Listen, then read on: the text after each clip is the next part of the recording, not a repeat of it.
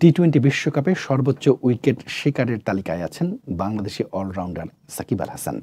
আর ৩টি উইকেট পেলে প্রথম বোলার হিসেবে বিশ্বকাপে ৫০ উইকেটের মাইলফলক স্পর্শ করবেন তিনি। এদিকে সর্বোচ্চ রান সংগ্রহের শীর্ষে আছেন বিরাট কোহলি।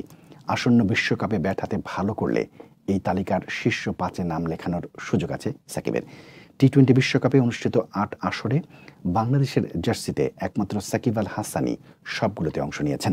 দল হিসেবে উল্লেখ করার মতো সাফল্য না থাকলেও ব্যক্তিগত অর্জনে অনেক এগিয়ে বিশ্বের অন্যতম সেরা অলরাউন্ডার সাকিব আল হাসান। উইকেট শিকারের তালিকায় শীর্ষে আছেন তিনি। সর্বোচ্চ ৪৭ উইকেট নিয়েছেন বাঁহাতি এই স্পিনার। সেরা ৫-এ বাকিরা হলেন পাকিস্তানের শহীদ আফ্রিদি ও সাইদ আজমল, আর শ্রীলঙ্কার লাসিথ মালিঙ্গা ও অজন্তা মেন্ডিস। এই চারজনই ক্রিকেটে বিদায় নিয়েছেন। তাই সর্বোচ্চ উইকেট শিকারীর তালিকার শীর্ষস্থান বেশ মজবুত সাকিব আল হাসানের।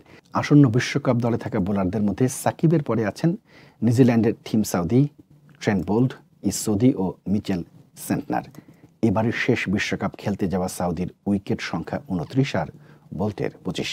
তাই বলাই যায় আগামী কয়েক আসরেও বিশ্বকাপের সর্বোচ্চ উইকেট শিকারে ১ নম্বরেই থাকবেন সাকিব আল হাসান।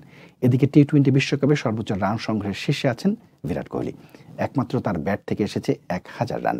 সেরা ৫-এর বাকিরা হলেন মাইলা জলাবর্ধনে, ক্রিস গেইল, রোহিত শর্মা ও তিলকারত্নে দিলশান। এর মধ্যে ৩ জনই অবসরে গেছেন। তাই সাকিবের সুযোগ আছে সর্বোচ্চ রানের তালিকায় সেরা ৫-এ ঢুকে যাওয়া। ব্যাট হাতে তার রান ৭৪২। অলরাউন্ড নৈপুণ্যে নিয়মিতই অন্য উচ্চতায় নিয়ে যাচ্ছেন সাকিব আল হাসান।